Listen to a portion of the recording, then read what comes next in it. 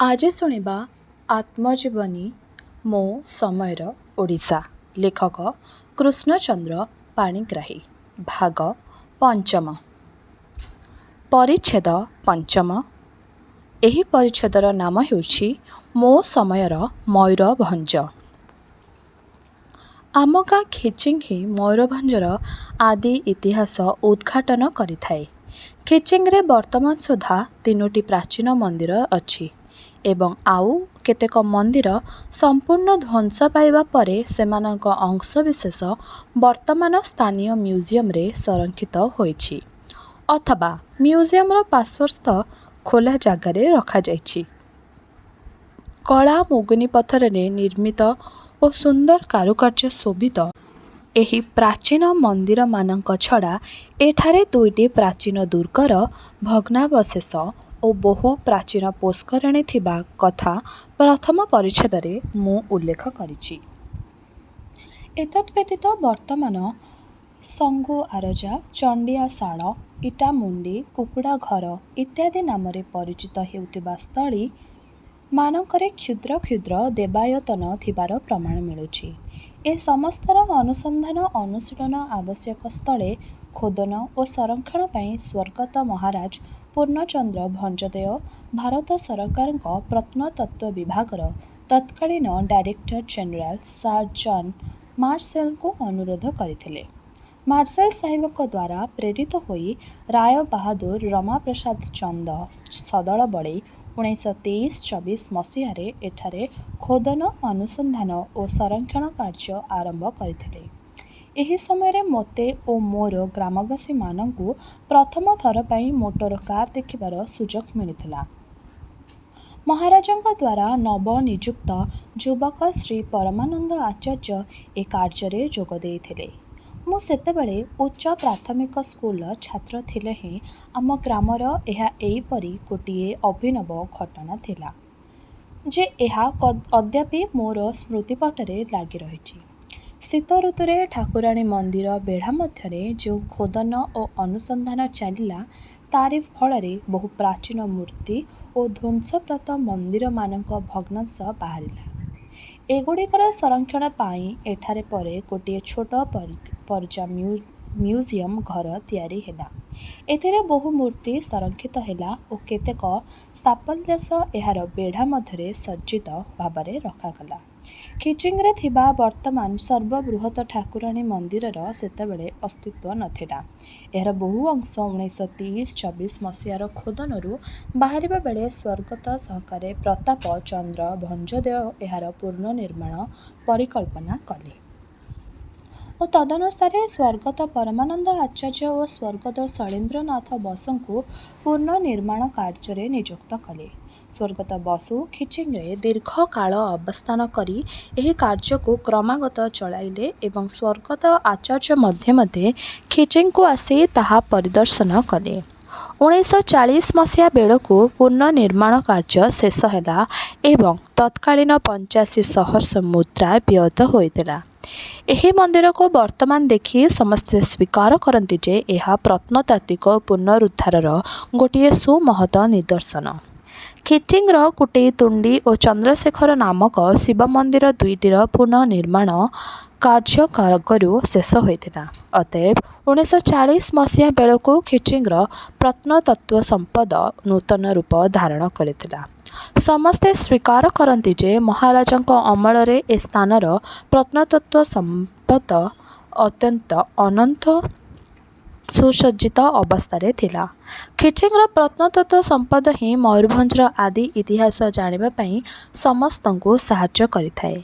Khiching museum रे संरक्षित गोटाए अवलोकितेश्वर मंदिरर मूर्तिर पददेश लिखित अछि ओम राजन श्री रायभंजस्य लोकसे भगवानयं श्री धरणी बराहेण सहकीर्ता विनिमृतम। एथरो जाना जाए जे खिचिंगर केतेक स्थापत्य और मूर्ति रायभंजक अमल ही निर्मित होइथिला। ଭଞ୍ଜ ତାମ୍ରଶାସନମାନଙ୍କରୁ ପ୍ରମାଣିତ ହୁଏ ଯେ ରାୟଭଞ୍ଜ ରାଜଭଞ୍ଜ ଥିଲେ ରଣଭଞ୍ଜଙ୍କ ପୁତ୍ର ଓ କଚ୍ଛଭଞ୍ଜଙ୍କ ନାତି। ଖେଚିଙ୍ଗର ବୃହତ୍ତମ ପୁଷ୍କରିଣୀ ଅଦ୍ୟାପି ରଣରାଙ୍ଗ ନାମରେ ବିଦିତ। ରଣରାଙ୍ଗ ରଣରାଜ ନାମରେ ବିକୃତ ରୂପ। ଏହି ରାଜାମାନଙ୍କ ଅମଳରେ ହିଁ ଖିଚିଙ୍ଗର ବିଦ୍ୟମାନ ମନ୍ଦିର ଓ ମୂର୍ତ୍ତିର ବହୁଳାଂଶ ନିର୍ମିତ ହୋଇଥିଲା। ରଣଭଞ୍ଜଙ୍କ ଦୁଇଟି ତାମ୍ର ଶାସନରେ ଗୋଟିଏ ଅନାମ ଅଦର 288 ଓ 293 ସାଲ ରହିଛି। The age of imperial Kannauj ଭାରତୀୟ ବିଦ୍ୟାଭବନ pp 7476 କେହି କେହି ଏହି ଅନାମ ଅଦବକୁ ହର୍ଷାଦ ବୋଲି ଧରିଛନ୍ତି। ମାତ୍ର ହର୍ଷାଦ ଓଡ଼ିଶାରେ ପ୍ରଚଳିତ ଥିବାର କୌଣସି ପ୍ରମାଣ ମିଳେ ନାହିଁ। ଭୌମିକର ରାଜତ୍ୱ କାଳରେ ଓ ସେମାନଙ୍କ ରାଜତ୍ୱ ପରେ ମଧ୍ୟ ଓଡ଼ିଶାରେ ସର୍ବତ୍ର ଭୌମ୍ୟଦର ପ୍ରଚଳନ ଥିବାରୁ ବହୁ ପ୍ରମାଣ ମିଳୁଛି। ଭୌମାଦ୍ୟ 736 ଖ୍ରୀଷ୍ଟାବ୍ଦରେ ଆରମ୍ଭ ହୋଇଥିଲା ଏବଂ ଏହି ଭୌମାଦ୍ୟ ହିଁ ରଣଭଞ୍ଜଙ୍କ ତାମ୍ରଶାସନ ଦୁଇଟିରେ ବ୍ୟବହୃତ ହୋଇଛି। ଏଣୁ ତାଙ୍କ ଉଲ୍ଲିଖିତ ତାମ୍ରଶାସନ ଦୁଇଟି ଖ୍ରୀଷ୍ଟାବ୍ଦ 1024 ଓ 1029ରେ ପ୍ରଦତ୍ତ ହୋଇଥିଲା। ଅତଏବ ଖିଚିଙ୍ଗର ବିଦ୍ୟମାନ ମନ୍ଦିରମାନ 10ମ-ଏକାଦଶ ଶତାବ୍ଦୀରେ ଗଢ଼ି ଉଠିଥିଲା ବୋଲି ପ୍ରମାଣିତ ହୁଏ। ଏ ସ୍ଥାନର ବିଦ୍ୟମାନ ମୂର୍ତ୍ତି ମନ୍ଦିର ଶୈଳୀରୁ ମଧ୍ୟ ପ୍ରମାଣିତ ହୁଏ ଯେ ଏ ସମସ୍ତ 10ମ-ଏକାଦଶ ଶତାବ୍ଦୀର କୀର୍ତ୍ତି। ଦୈର୍ଘ୍ୟ ପ୍ରସ୍ତରେ ଖିଚିଙ୍ଗର ବୃହତ୍ତମ ମନ୍ଦିର ଭୁବନେଶ୍ୱର ବ୍ରହ୍ମେଶ୍ୱର ମନ୍ଦିର ସହିତ ପ୍ରାୟ ସମାନ। ଉଭୟଙ୍କ ସ୍ଥାପତ୍ୟ ମୂର୍ତ୍ତି ଓ ମଣ୍ଡନ କଳାରେ ବହୁ ସାଦୃଶ୍ୟ ରହିଛି। ବ୍ରହ୍ମେଶ୍ୱର ମନ୍ଦିର ଏକାଦଶ ଶତାବ୍ଦୀରେ ନିର୍ମିତ ହୋଇଥିବାରୁ ଖିଚିଙ୍ଗର ବୃହତ୍ତମ ମନ୍ଦିର ମଧ୍ୟ ଏହି ସମୟରେ ନିର୍ମିତ ହୋଇଥିଲା ବୋଲି ଧରାଗଲେ ଭ୍ରମାତ୍ମକ ହେବ ନାହିଁ। ଏ ସ୍ଥାନରୁ କୁଣ୍ଡେଇତୁଣ୍ଡି ମନ୍ଦିରର କଳା ଓ ସ୍ଥାପତ୍ୟରୁ ଜଣାଯାଏ ଯେ ଏହା 10ମ ଶତାବ୍ଦୀର କୀର୍ତ୍ତି। ଖିଚିଙ୍ଗର କାରୁକଳା ଓ ସ୍ଥାପତ୍ୟ ଭାରତ ଇତିହାସରେ ବିଶିଷ୍ଟ ସ୍ଥାନ ପାଇଛି। କଳା ମୁଗୁନି ପଥରରେ ନିର୍ମିତ ଏହାର ମୂର୍ତ୍ତି ମନ୍ଦିରର ଅପରୂପ ସୌନ୍ଦର୍ଯ୍ୟରେ ଦର୍ଶକମାନଙ୍କ ମନ ଅଭିଭୂତ ହୋଇଥାଏ। ମୂର୍ତ୍ତିମାନଙ୍କ ମଧ୍ୟରୁ କେତେକ ବୌଦ୍ଧ ଓ ଜୈନ ମୂର୍ତ୍ତି ଥିବାରୁ ଏବଂ ଇଟାମୁଣ୍ଡି ନାମକ ସ୍ଥଳୀରୁ ବୌଦ୍ଧ ମନ୍ଦିରର ଭଗ୍ନାବଶେଷ ଖୋଳା ହୋଇ ବାହାରିଥିବାରୁ ଏ ଅଞ୍ଚଳରେ ପୂର୍ବେ ହିନ୍ଦୁ ବୌଦ୍ଧ ଓ ଜୈନ ଧର୍ମ ସହାବସ୍ଥାନ କରୁଥିବାର ପ୍ରମାଣ ମିଳେ। ବୈତରଣୀର ଭୀମକୁଣ୍ଡ ବନ୍ଧ ଯୋଜନା ଫଳରେ ଏପରି ଗୋଟିଏ ବିଖ୍ୟାତ ଐତିହାସିକ ସ୍ଥାନ ବହୁ ପାର୍ଶ୍ୱବର୍ତ୍ତୀ ଗ୍ରାମ ସହିତ ଜଳମଗ୍ନ ହେବ ବୋଲି ସମ୍ବାଦ ପ୍ରକାଶିତ ହେବା ପରେ ବନ୍ଧ ନିର୍ମିତ ପ୍ରାଥମିକ କାର୍ଯ୍ୟ ଚାଲିବା ପରେ ଏ ଅଞ୍ଚଳର ଲୋକମାନେ ବର୍ତ୍ତମାନ ଆତଙ୍କଗ୍ରସ୍ତ ହୋଇ ପଡ଼ିଛନ୍ତି। ଭଞ୍ଜ ରାଜଧାନୀ କେବେ ଖିଚିଙ୍ଗରୁ ସ୍ଥାନାନ୍ତରିତ ହେଲା ତାହାର ଇତିହାସ ମିଳେ ନାହିଁ। କିନ୍ତୁ ମୟୂରଭଞ୍ଜର ଭଞ୍ଜମାନଙ୍କ ପରବର୍ତ୍ତୀ ରାଜଧାନୀ ବାମନଘାଟିର ବହଳଦାଠାରେ ସ୍ଥାପିତ ହୋଇଥିଲା ବୋଲି ଅନୁମିତ ହୁଏ। ତାମ୍ର ଶାସନମାନଙ୍କରୁ ପ୍ରମାଣିତ ହୁଏ ଯେ ଖିଚିଙ୍ଗର ମୌଳିକ ନାମ ଥିଲା ଖିଚିଙ୍ଗ। ଏଣୁ ଏ ସ୍ଥାନର ଅଧିବାସ୍ତ୍ରୀ ଦେବୀଙ୍କର ମୌଳିକ ନାମ ଥିଲା ଖିଜିଙ୍ଗେଶ୍ୱରୀ।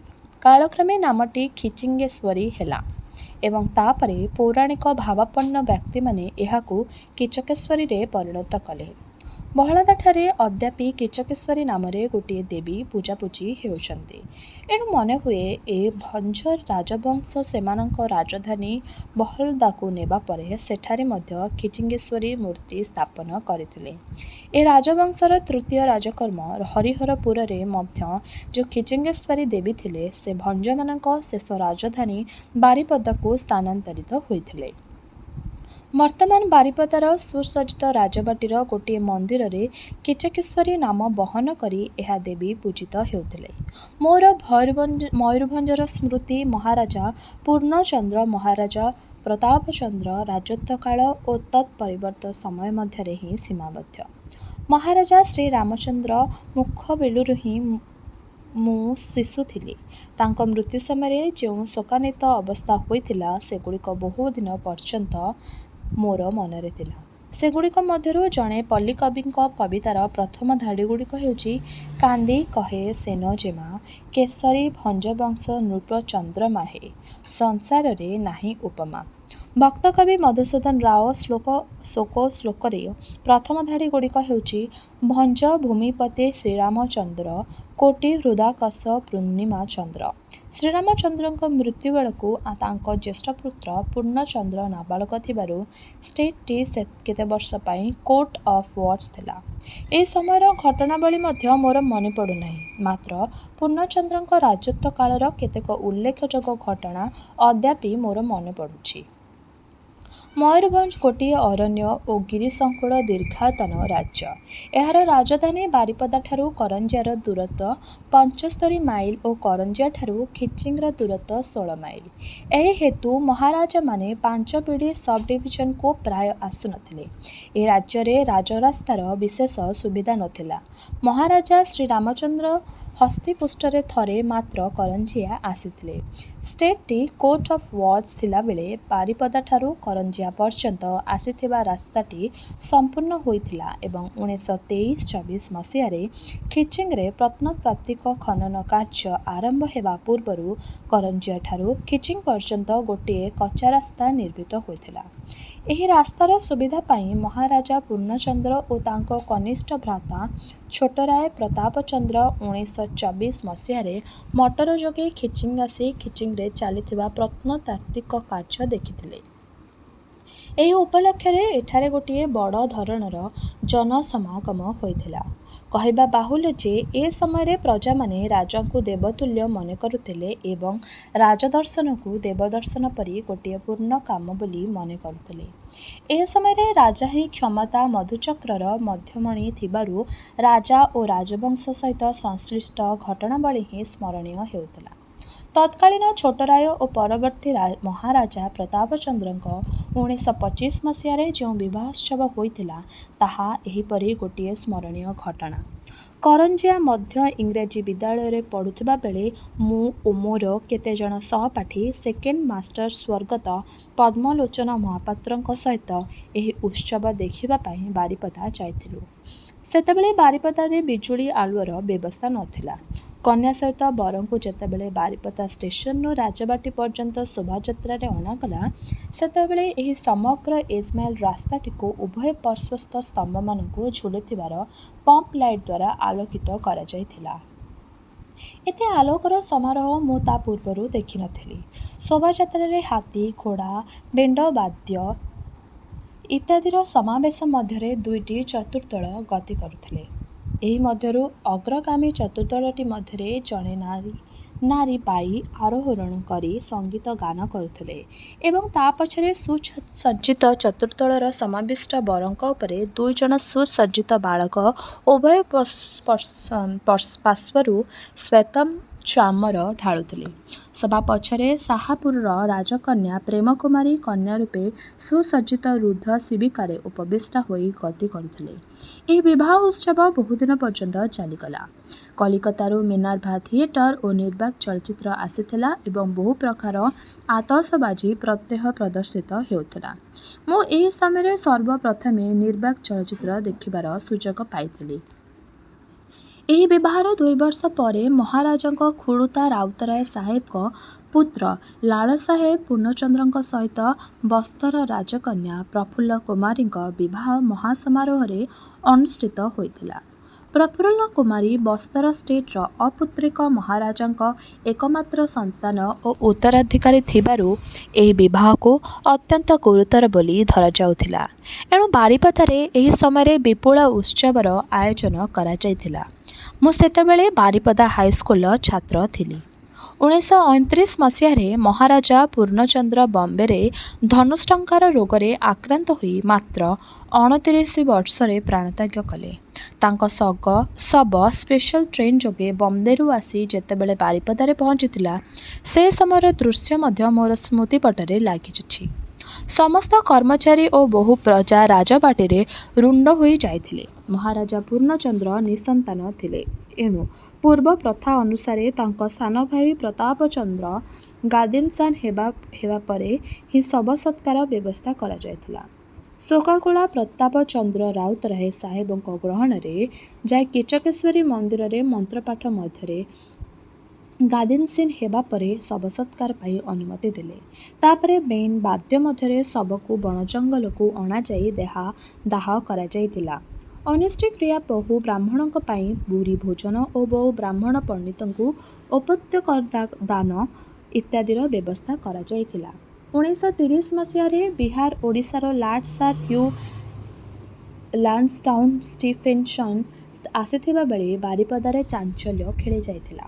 ମହାରାଜା ପୂର୍ଣ୍ଣଚନ୍ଦ୍ର ମୃତ୍ୟୁର 1 ବର୍ଷ ପରିନଥିବାରୁ ଲାଟ୍ ସାହେବଙ୍କ ଆଗମନ ସମୟରେ ସହରର ସାଜସଜ୍ଜା କରାଯାଇ ନଥିଲେ ହେଁ ଶିକାର ପାଇଁ ତାଙ୍କୁ ସୁଯୋଗ ପ୍ରଦାନ, ତାଙ୍କୁ ପ୍ରକୃତ ପ୍ରଦର୍ଶନ ଓ ସଭା ଶେଷରେ ଦରବାରରେ ସମ୍ବର୍ଦ୍ଧନା ଜ୍ଞାପନ ଇତ୍ୟାଦି ବିଧିବଦ୍ଧ ଭାବରେ କରାଯାଇଥିଲା। ଏହି ଦରବାରରେ ବସିବା ପାଇଁ ଛାତ୍ରମାନଙ୍କୁ ମଧ୍ୟ ସୁଯୋଗ ଦିଆଯାଇଥିଲା। ମାତ୍ର ଗୋଟିଏ ସର୍ତ୍ତ ଥିଲା ଯେ ପ୍ରତ୍ୟେକ ଛାତ୍ର ମୁଣ୍ଡରେ ପଗଡ଼ି ପିନ୍ଧି ଦରବାର ବସିବେ। ମୁଁ ଖାଲି ଏହି ଦରବାରରେ ନୁହେଁ, ମୟୂରଭଞ୍ଜର ଏକାଧିକ ଦରବାରରେ ସ୍ୱଚକ୍ଷୁରେ ଦେଖିଥିଲି। ସମସ୍ତେ ଦରବାର ରାଜବାଟୀରେ ଦ୍ୱିତୀୟ ଅଗଣାରେ ଚାନ୍ଦୁଆ ତଳେ ବସୁଥିବା ଏବଂ ସେଥିରେ ନିମନ୍ତ୍ରିତ ରାଜକର୍ମୀବୃନ୍ଦ, ସହର ତଥା ଷ୍ଟେଟ୍ରୁ ଆଗତ ନିମନ୍ତ୍ରିତ ବ୍ୟକ୍ତିଗଣ ଯଥାଯଥ ଆସନରେ ବସୁଥିଲେ। ଦର୍ଶକମାନଙ୍କ ମଧ୍ୟରେ ଛାତ୍ରମାନେ ମଧ୍ୟ ସ୍ଥାନ ପାଉଥିଲେ। ମହାରାଜା ସ୍ୱର୍ଣ୍ଣମଣ୍ଡିତ ଚେୟାରରେ ବସୁଥିଲେ ଏବଂ ତାଙ୍କ ପାଖରେ ରାଜପରିବାର ବର୍ଗ, ଉଚ୍ଚ କର୍ମଚାରୀ ଓ ଶ୍ୱେତାଙ୍ଗ ଶ୍ୱେତାଙ୍ଗୀମାନେ ବସୁଥିଲେ।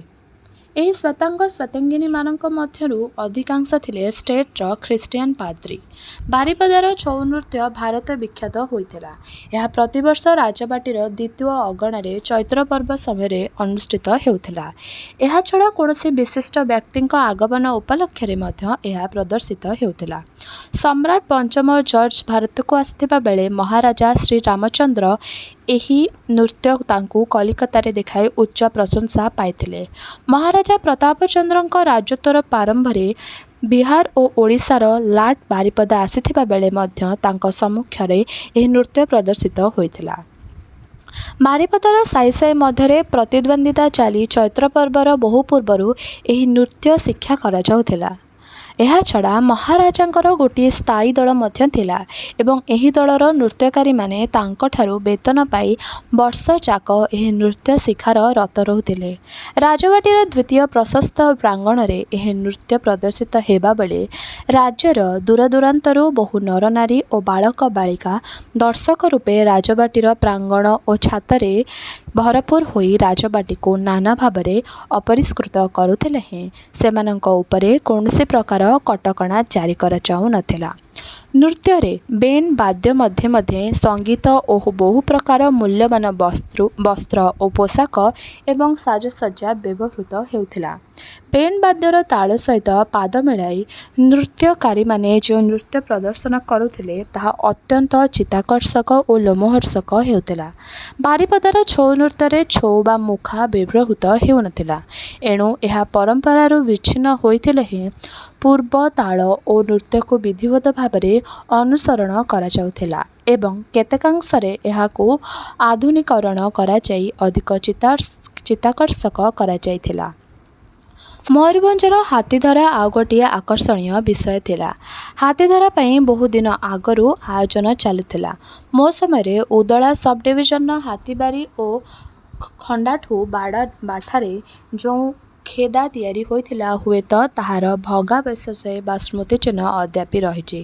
ପ୍ରକାଣ୍ଡ କାଠଗଣ୍ଡି ସାହାଯ୍ୟରେ ଯେଉଁ ଦୀର୍ଘକାମ ଗୋଲାକାର ଖେଦା ତିଆରି ହେଉଥିଲା ସେଥିରେ ଏକମାତ୍ର ଗେଟ୍ ରହୁଥିଲା ଏବଂ ସେହି ଗେଟ୍ରେ ଗୋଟିଏ ସୁଦୃଢ଼ କବାଟକୁ ଝୁଲାଇ ଦିଆଯାଉଥିଲା। ଖେଦା ଭିତରେ ଆଗରୁ ପୋଷା ହାତୀମାନଙ୍କୁ ରଖାଯାଉଥିଲା। ଆଖୁ କିମ୍ବା ଅନ୍ୟ କୌଣସି ଲୋଭନୀୟ ଖାଦ୍ୟଦ୍ରବ୍ୟ ହାତୀମାନଙ୍କ ଯାତାୟାତ ସ୍ଥଳୀଠାରୁ ଗେଟ୍ ପର୍ଯ୍ୟନ୍ତ ପକାଇ ଦିଆଯାଉଥିଲା। ଖାଦ୍ୟ ଦ୍ୱାରା ଆକୃଷ୍ଟ ହୋଇ ବନ୍ୟ ହସ୍ତୀମାନେ ଖେଦା ଭିତରେ ପଶିବା ମାତ୍ରେ ଝୁଲା ହୋଇଥିବା କବାଟଟିକୁ ପକାଇ ଦିଆଯାଉଥିଲା। ସେମାନେ ବନ୍ଦୀ ହେବା ପରେ ଗର୍ଜନ କରି ଗେଟ୍ ଭାଙ୍ଗିଦେବା ପାଇଁ ବ୍ୟାକୁଳ ଉଦ୍ୟମ କରୁଥିଲେ। ମାତ୍ର ଏହି ସମୟରେ ଖେଦି ବାହାରେ ବହୁ ବ୍ୟକ୍ତି ବାଦ୍ୟ ବଜାଇ ଓ ମୁଖରାବ କରି ସେମାନଙ୍କୁ ଭୀତ କରୁଥିଲେ। ଏଥିରେ ପୋଷା ହାତୀମାନଙ୍କ ଉପରେ ବସିଥିବା ମାଉନ୍ତମାନେ ବହୁ ସାବଧାନତାର ସହିତ ପୋଷା ହାତୀମାନଙ୍କ ପାଦ ସହିତ ବଣୁଆ ହାତୀମାନଙ୍କ ପାଦକୁ ବଡ଼ ବଡ଼ ଲୁହା ଜଞ୍ଜିରରେ ବାନ୍ଧି ପକାଉଥିଲେ। ଦୁଇଟି ପୋଷା ହାତୀ ମଧ୍ୟରେ ଗୋଟିଏ ବଣୁଆ ହାତୀ ଏପରି ଭାବରେ ବାନ୍ଧି ଦିଆଯାଉଥିଲା ଯେ ବଣୁଆ ହାତୀର ପଳାଇ ଯିବାର କୌଣସି ଉପାୟ ନଥିଲା। ଏପରି ବନ୍ଦୀ ଅବସ୍ଥାରେ ହିଁ ସେମାନଙ୍କୁ ବାରିପଦାକୁ ଅଣାଯାଉଥିଲା। ମହାରାଜା ଶ୍ରୀରାମଚନ୍ଦ୍ରଙ୍କ ରାଜତ୍ୱ କାଳରେ ମୟୂରଭଞ୍ଜର ଯେଉଁ ପ୍ରଶାସନିକ ଓ ସାଂସ୍କୃତିକ ପ୍ରଗତି ଘଟିଥିଲା, ତାହା ତାଙ୍କ ପୁତ୍ରଦ୍ୱୟଙ୍କ ରାଜତ୍ୱ କାଳରେ ଅକ୍ଷୁଣ୍ଣ ହୋଇ ରହିଲା। କେତେଗୁଡ଼ିଏ ବିଷୟରେ ମୟୂରଭଞ୍ଜ ବ୍ରିଟିଶ ଶାସିତ ଓଡ଼ିଶାଠାରୁ ମଧ୍ୟ ଉନ୍ନତ ଓ ଅଗ୍ରଣୀ ଥିଲା। ମୟୂରଭଞ୍ଜର ଯେଉଁ ପ୍ରଜାସ୍ୱତ୍ୱ ଆଇନ ପ୍ରଚଳିତ ଥିଲା, ତଦ୍ୱାରା ପ୍ରଜାମାନଙ୍କର ନିଜ ନିଜ ଜମି ଉପରେ ପୂର୍ଣ୍ଣ ଅଧିକାର ଆସିଥିଲା। ମହାରାଜା ଯଦୁନାଥ ଭଞ୍ଜ ମୟୂରଭଞ୍ଜର ଜମିଦାରମାନଙ୍କୁ ସମ୍ପୂର୍ଣ୍ଣ ରୂପେ ଧ୍ୱଂସ କରିଦେଇଥିବାରୁ ପରବର୍ତ୍ତୀ କାଳରେ ରାଜକୀୟତା ମଧ୍ୟରେ କୌଣସି ମଧ୍ୟସ୍ୱତ୍ୱାଧିକାରୀ ସ୍ଥାନ ନଥିଲା। ଏଣୁ ମହାରାଜ ଶ୍ରୀରାମଚନ୍ଦ୍ରଙ୍କ ଅମଳରେ ପ୍ରବର୍ତ୍ତିତ ପ୍ରଜାସ୍ୱତ୍ୱ ଆଇନ ବଳରେ ପ୍ରଜାମାନେ ସ୍ୱ ସ୍ୱ ଜମିର ଉନ୍ନତି ସାଧନା, ସମ୍ପ୍ରସାରଣ, ହସ୍ତାନ୍ତର ଓ ଖରିଦ ବିକ୍ରି ଅବାଧ୍ୟ କରିପାରୁଥିଲେ। ଆଦିବାସୀ ଓ ହରିଜନମାନଙ୍କର ଠାରୁ କେହି ଜମି କିଣିପାରିବେ ନାହିଁ ବୋଲି ଏ ରାଜ୍ୟରେ ଯେଉଁ ଆଇନ ପ୍ରଚଳିତ ହେଲା, ତଦ୍ୱାରା ଏହି ଦୁର୍ବଳ ଶ୍ରେଣୀର ପ୍ରଜାମାନଙ୍କ ସ୍ୱାର୍ଥ ସଂରକ୍ଷିତ ହୋଇଥିଲା। ଭୂତତ୍ତ୍ୱ ସର୍ଭେ, ଖଣିଜ ଲୌହ ପଥର ଉପଯୋଗ, ପ୍ରତ୍ନତତ୍ତ୍ୱ ସର୍ଭେ, ଐତିହାସିକ ସ୍ଥଳମାନଙ୍କରେ ଖୋଦନ ଓ ସଂରକ୍ଷଣ ବିଷୟରେ ମଧ୍ୟ ମୟୂରଭଞ୍ଜ ଓଡ଼ିଶାର ଅଗ୍ରଣୀ ଥିଲା। ବେଠି ବେପାର ପ୍ରଥା ଆଇନତଃ ଲୋପ ପାଇଥିଲା। ଦାରିଦ୍ର୍ୟ ଓ ଅନାହାର ତାଡ଼ନାରେ ମୟୂରଭଞ୍ଜର ବହୁ ସଂଖ୍ୟକ ଲୋକ କଲିକତା, ଆସାମ, ରେଙ୍ଗୁନ ଇତ୍ୟାଦିକୁ ପଳାଇ ଯାଉନଥିଲେ। ମୋ ସମୟ ବେଳକୁ ମୟୂରଭଞ୍ଜର ପ୍ରଶାସନିକ ବ୍ୟବସ୍ଥା ବ୍ରିଟିଶ ଶାସିତ ଅଞ୍ଚଳରେ ପ୍ରଶାସନିକ ବ୍ୟବସ୍ଥା ସହିତ ପ୍ରାୟ ସମାନ ହୋଇଯାଇଥିଲା। ପୁଲିସ, କୋର୍ଟ, ହାଇକୋର୍ଟ, ସେକ୍ରେଟେରିଏଟ୍ସ, ଏସଡିଓ ମାନଙ୍କର କଚେରୀ ଇତ୍ୟାଦି ସବୁ ବ୍ରିଟିଶ ଶାସନକାଳର ଢାଞ୍ଚାରେ ଗଠିତ ହୋଇଯାଇଥିଲା। ସର୍ବୋପରି ମହାରାଜାଙ୍କ ବ୍ୟକ୍ତିଗତ ପ୍ରଭାବ ଶାସନକଳକୁ ସୁସଂଯତ କରିପାରୁଥିଲା। ମହାରାଜା ପ୍ରତାପଚନ୍ଦ୍ର ଗସ୍ତରେ ଥିଲାବେଳେ ଯାହା କରୁଥିଲେ, ତାହା ମୁଁ ସ୍ୱଚକ୍ଷୁରେ ଦେଖିଛି। ଖେଚେଙ୍ଗ ତାଙ୍କର ପ୍ରିୟ ସ୍ଥାନ ଥିବାରୁ ସେ ବର୍ଷରେ ଏକାଧିକ ଥର ଏଠାକୁ ଆସି ଅବସ୍ଥାନ କରୁଥିଲେ। ଏହି ସମୟରେ ଏସଡିଓ, ପୁଲିସ ବା ଅନ୍ୟ କୌଣସି କର୍ମଚାରୀ ତାଙ୍କ ସହିତ ସାକ୍ଷାତ କରୁନଥିଲେ ବା ତାଙ୍କ ସହିତ ଅବସ୍ଥାନ କରୁନଥିଲେ। ଖେଚେଙ୍ଗ ଡାକବଙ୍ଗଳାରେ ଅବସ୍ଥାନ କରୁଥିବା ବେଳେ ତାଙ୍କ ସହିତ ତାଙ୍କ ଡ୍ରାଇଭର, ପୂଜାହାରୀ, ଜଣେ ପିଅନ ଓ ରାତିରେ 2 ଜଣ ଚୌକିଦାର ଛଡ଼ା ଅନ୍ୟ କେହି ରହୁନଥିଲେ। ତାଙ୍କର ସମସ୍ତ ଖାଦ୍ୟ ସାମଗ୍ରୀ ତାଙ୍କ କାରରେ ବାରିପଦାରୁ ବୁହା ହୋଇ ଆସୁଥିଲା। ରହଣି କାଳରେ ସେ କୌଣସି ସାମାନ୍ୟ ପଦାର୍ଥ ସୁଦ୍ଧା ପ୍ରଜାମାନଙ୍କ ଠାରୁ ଗ୍ରହଣ କରୁନଥିଲେ। ପ୍ରଜାମାନେ ମଧ୍ୟ ତାଙ୍କୁ କୌଣସି ଜିନିଷ ଦେବା ପାଇଁ ସାହସ କରୁନଥିଲେ। ଏହି ସମୟରେ ଯେଉଁମାନେ ଆପତ୍ତି ଅଭିଯୋଗ କରୁଥିଲେ, ସେମାନଙ୍କଠାରୁ ସେଗୁଡ଼ିକୁ ଲିଖିତ ଆକାରରେ ଗ୍ରହଣ କରି ମହାରାଜା ନିଜ ମନ୍ତବ୍ୟ ସହିତ ସେଗୁଡ଼ିକୁ ସମ୍ପୃକ୍ତ ଅଫିସରମାନଙ୍କ ପାଖକୁ ପଠାଇ ଦେଉଥିଲେ। ଏଣୁ କେହି କୌଣସି ଅନ୍ୟାୟ କଲେ ତାହା ଯେ ମହାରାଜାଙ୍କ ଦୃଷ୍ଟିରୁ ଆସିଯାଇପାରେ, କର୍ମଚାରୀମାନଙ୍କ ମନରେ ସର୍ବଦା ଏହି ଭୟ ରହୁଥିଲା। ଏହା ସତ୍ତ୍ୱେ ମୟୂରଭଞ୍ଜରେ ଲାଞ୍ଚ, ମିଛ, ଅନ୍ୟାୟ, ଅନୀତି ଯେ ଥିଲା, ଏକଥା ମୁଁ କହୁନାହିଁ। ରାଜ୍ୟର ସର୍ବୋଚ୍ଚ ଶାସକ ଯେ ଏ ସମସ୍ତ ସହିତ ଜଡ଼ିତ ନଥିଲେ, ଏହା ହିଁ ପ୍ରକାଶ କରିବାକୁ ମୁଁ ପ୍ରୟାସ କରୁଛି। ରାଜ୍ୟର ସର୍ବୋଚ୍ଚ ଶାସକ ଯେତେବେଳେ ଦୁର୍ନୀତି ସହିତ ଜଡ଼ିତ ହୋଇପଡ଼ନ୍ତି, ସେତେବେଳେ ଶାସନକଳ ନିଶ୍ଚିତ ଭାବରେ ଦୁର୍ବଳ ହୋଇପଡ଼େ।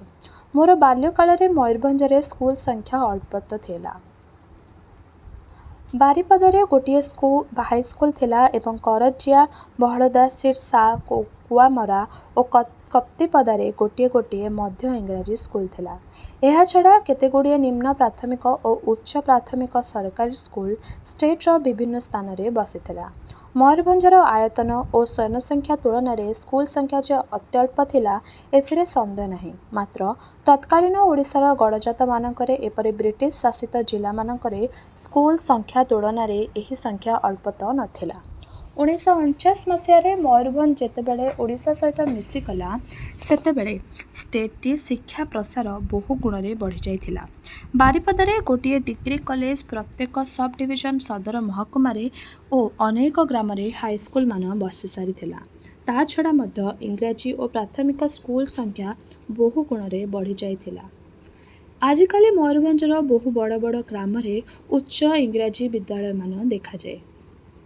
ମହାରାଜାଙ୍କ ଶାସନ କାଳରେ ମେଧାବୀ ଛାତ୍ରମାନଙ୍କ ସୁବିଧା ପାଇଁ ଯଥେଷ୍ଟ ସୁଯୋଗ ସୃଷ୍ଟି କରାଯାଇଥିଲା। ଜଣେ ମେଧାବୀ ଛାତ୍ର ନିମ୍ନ ପ୍ରାଥମିକ ଠାରୁ BA ବା BSc ପର୍ଯ୍ୟନ୍ତ ଷ୍ଟେଟ୍ ଦତ୍ତ ବୃତ୍ତି ସାହାଯ୍ୟ ପଢ଼ିପାରୁଥିଲେ। ଏହାଛଡ଼ା ଡାକ୍ତରୀ, ଇଞ୍ଜିନିୟରିଂ ଇତ୍ୟାଦି ପଢ଼ିବା ପାଇଁ ମଧ୍ୟ ସ୍ୱତନ୍ତ୍ର ବୃତ୍ତିର ବ୍ୟବସ୍ଥା କରାଯାଇଥିଲା। କେତେଜଣ ମୟୂରଭଞ୍ଜ ଅଧିବାସୀ ମହାରାଜାଙ୍କ ଠାରୁ ସ୍ୱତନ୍ତ୍ର ବୃତ୍ତି ପାଇ ବିଦେଶରେ ଉଚ୍ଚଶିକ୍ଷା ଲାଭ କରିଥିଲେ। ଷ୍ଟେଟ୍ ବୃତ୍ତି ଛଡ଼ା ମହାରାଜାଙ୍କ ଠାରୁ ଓ ତାଙ୍କ ଖୁଡ଼ୁତା ରାଉତରାୟ ସାହେବଙ୍କ ଠାରୁ ସ୍ୱତନ୍ତ୍ର ସାହାଯ୍ୟ ଓ ସ୍ୱତନ୍ତ୍ର ବୃତ୍ତି ପାଇ ବହୁ ମେଧାବୀ ଛାତ୍ର ଉଚ୍ଚଶିକ୍ଷା ଲାଭ କରିବାର ସୁଯୋଗ ପାଇଥିଲେ। ମୟୂରଭଞ୍ଜର ବୟୋବୃଦ୍ଧ ବିଦ୍ୟ ବ୍ୟକ୍ତିମାନଙ୍କ ମଧ୍ୟରୁ ଖୁବ୍ କମ୍ ବ୍ୟକ୍ତି ଅଛନ୍ତି ଯେ କି ଅଧ୍ୟୟନ ସମୟରେ ମହାରାଜାଙ୍କ ଠାରୁ କୌଣସି ପ୍ରକାର ସାହାଯ୍ୟ ପାଇନଥିଲେ। ଓଡ଼ିଶାର DPI ସ୍ୱର୍ଗତ ଶ୍ୟାମଚନ୍ଦ୍ର ତ୍ରିପାଠୀ ମୟୂରଭଞ୍ଜ ଓଡ଼ିଶା ସହିତ ମିଶିଯିବା ପରେ ଯେଉଁ ମୟୂରଭଞ୍ଜମାନେ ଉଚ୍ଚ ପଦସ୍ଥରେ ଅଧିଷ୍ଠିତ ହୋଇପାରିଥିଲେ ସେମାନଙ୍କ ମଧ୍ୟରେ ଅବସରପ୍ରାପ୍ତ IAS Shri Radhagobinda Das, police inspector general ସ୍ୱର୍ଗତ ରାମଚନ୍ଦ୍ର ଦାସ, ଶିକ୍ଷା ବିଭାଗର ଭୂତପୂର୍ବ ଡିରେକ୍ଟର ଶ୍ରୀ ଗୋକୁଳାଚନ୍ଦ୍ର ଶତପଥୀ, ଅତିରିକ୍ତ ଜିଲ୍ଲା ଜଜ୍ ଶ୍ରୀ ଭୋଳାନାଥ ପଣ୍ଡା, ଅତିରିକ୍ତ ଚିଫ୍ ଇଞ୍ଜିନିୟର ଶ୍ରୀ ଦୁର୍ଗାଚରଣ ପାଢ଼ୀଙ୍କ ନାମ ଉଲ୍ଲେଖଯୋଗ୍ୟ। ମୁଁ ଯେଉଁ ସମୟର କଥା ଲେଖୁଛି ସେ ସମୟରେ ମୟୂରଭଞ୍ଜର ମହାରାଜାମାନେ ନିଶ୍ଚିତ ଭାବରେ ବିଦ୍ୟୋତ୍ସାହୀ ଓ ଶିକ୍ଷା ସଂସ୍କୃତିର ପୃଷ୍ଠପୋଷକ ଥିଲେ। ଏମାନଙ୍କର ରାଜନୈତିକ ଓଡ଼ିଶା ସହିତ କୌଣସି ସମ୍ପର୍କ ନଥିଲେ ହେଁ ସାଂସ୍କୃତିକ ଓଡ଼ିଶା ପ୍ରତି ସେମାନଙ୍କର ସହାନୁଭୂତି ଥିଲା। ମହାରାଜା ଶ୍ରୀ ରାମଚନ୍ଦ୍ର ଭଞ୍ଜଦେଓ ଉତ୍କଳ ସମ୍ମିଳନୀର ପ୍ରଥମ ଅଧିବେଶନରେ ସଭାପତିତ୍ୱ ଗ୍ରହଣ କରି ଓଡ଼ିଶାର ଶିକ୍ଷା ସଂସ୍କୃତି ସହିତ ସହଯୋଗ କରି ଯେଉଁ ଆଦର୍ଶ ସୃଷ୍ଟି କରିଥିଲେ ତାହା ତାଙ୍କ ପୁତ୍ରଦ୍ୱୟଙ୍କ ଦ୍ୱାରା ମଧ୍ୟ ଅନୁସୃତ ହୋଇଥିଲା। ମହାରାଜା ପ୍ରତାପଚନ୍ଦ୍ରଙ୍କ ଅମଳରେ ଭଞ୍ଜ ପ୍ରଦୀପ ନାମକ ଗୋଟିଏ ଉଚ୍ଚକୋଟୀର ପତ୍ରିକା ପ୍ରଥମେ ସୁବିଖ୍ୟାତ କବି ସାହିତ୍ୟିକ ଶ୍ରୀ କାଳିନ୍ଦୀ ଚରଣ ପାଣିଗ୍ରାହୀଙ୍କ ସମ୍ପାଦକରେ ଓ ତାପରେ ସୁସାହିତ୍ୟିକ ଶ୍ରୀ ବସନ୍ତ କୁମାର ଶତପଥୀଙ୍କ ସମ୍ପାଦକତ୍ୱରେ ବାରିପଦାରୁ ବାହାରିଥିଲା। ଏହି ମହାରାଜାଙ୍କ ରାଜତ୍ୱ କାଳରେ ସ୍ୱର୍ଗତ ସୁସାହିତ୍ୟ ଦିବ୍ୟସିଂହ ପାଣିଗ୍ରାହୀ ଓ ତାଙ୍କର ଅନୁଜ ସୁବିଖ୍ୟାତ କାଳିନ୍ଦୀ ଚରଣ ପାଣିଗ୍ରାହୀ ଓ ସୁବିଖ୍ୟାତ ଅର୍ଥନୈତିଜ୍ଞ ଡକ୍ଟର ସଦାଶିବ ମିଶ୍ର ବାରିପଦାକୁ ହିଁ ସେମାନଙ୍କ ସାଧନା କ୍ଷେତ୍ର କରିଥିଲେ।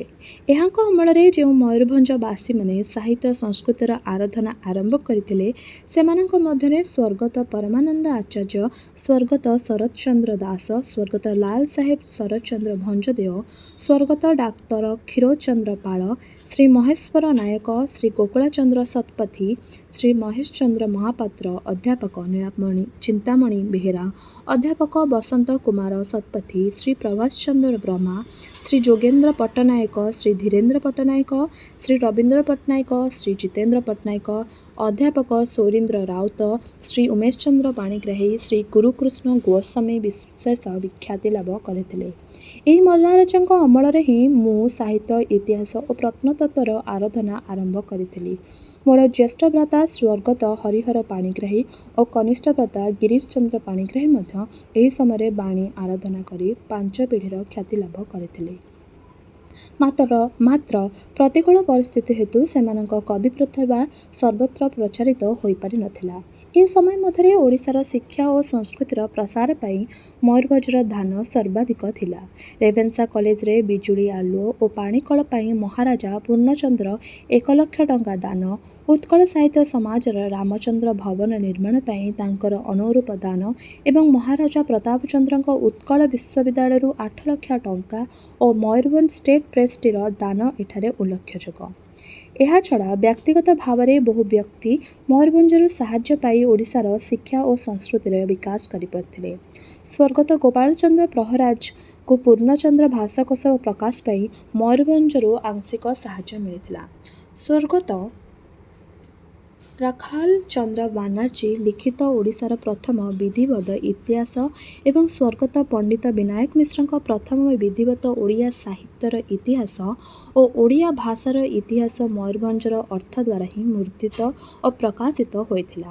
ମୟୂରଭଞ୍ଜ ମହାରାଜାଙ୍କ ଅର୍ଥ ଓ ପ୍ରେରଣା ବଳରେ ହିଁ ଶ୍ରୀ ବ୍ରଜସୁନ୍ଦର ଦାସ ସର୍ବଭାରତୀୟ ଫୁଟବଲ ଖେଳରେ ଖ୍ୟାତି ଲାଭ କରି କଲିକତାରେ ବିଖ୍ୟାତ ଏରିଆନ୍ ଦଳରେ ଜଣେ ଅପରିହାର୍ଯ୍ୟ ଖେଳାଳି ରୂପେ ବହୁ ବର୍ଷ ରହିଆସିଥିଲେ। ଏ ପରିଚ୍ଛେଦରେ ଯାହା ବର୍ଣ୍ଣିତ ହେଲା ସେଥିରେ ମୋର ବାଲ୍ୟ ଓ ଯୌବନ ସମୟର ମୟୂରଭଞ୍ଜର ଗୋଟିଏ ମୋଟାମୋଟି ଚିତ୍ର ପ୍ରଦତ୍ତ ହେଲା। ଏହି ଚିତ୍ର ସହିତ ଆଧୁନିକ ମୟୂରଭଞ୍ଜକୁ ତୁଳନା କରିବା ଅନୁଚିତ। ଯେଉଁମାନେ ଚାରାଗଛକୁ ଫଳନ୍ତି ଗଛ ସହିତ ତୁଳନା କରନ୍ତି କିମ୍ବା 10-12 ବର୍ଷର ପିଲା ସହିତ 60 ବର୍ଷର ବୃଦ୍ଧକୁ ତୁଳନା କରନ୍ତି, ସେମାନଙ୍କ ବିଚାରରେ ମୌଳିକ ବିଭ୍ରାଟ ଥାଏ। ଏଣୁ ଏବେର ବ୍ୟକ୍ତିମାନଙ୍କ ଅଭିମତର କୌଣସି ମୂଲ୍ୟ ନଥାଏ। ଯେଉଁ ସମୟରେ ଓଡ଼ିଶା କହିଲେ ବାଲେଶ୍ୱର, କଟକ, ପୁରୀ, ଅନୁଗୁଳ ଓ ସମ୍ବଲପୁରକୁ ହିଁ ବୁଝାଉଥିଲା ଏବଂ ଭାରତର ସର୍ବକ୍ଷେତ୍ରରେ ଦାରିଦ୍ର୍ୟ ନିପୀଡ଼ିତ ଓଡ଼ିଆମାନେ ବହୁ ପଛରେ ପଡ଼ିଥିଲେ, ସେତେବେଳେ ମୟୂରଭଞ୍ଜର ଅବସ୍ଥା ଯାହା ଥିଲା ତାହାର ଗୋଟିଏ ମୋଟାମୋଟି ଚିତ୍ର ହିଁ ଏଠାରେ ଦିଆଗଲା। ତେବେ ଏଇଠାରେ ଶେଷ ହେଲା ଆତ୍ମଜୀବନୀ ମୋ ସମୟର ଓଡ଼ିଶାର 5ମ ପରିଚ୍ଛେଦ। ଆଗାମୀ ଅଧ୍ୟାୟରେ ଆମେ ଏହାର 6ଠ ପରିଚ୍ଛେଦ ଶୁଣିବା। ରହିଲି, ନମସ୍କାର।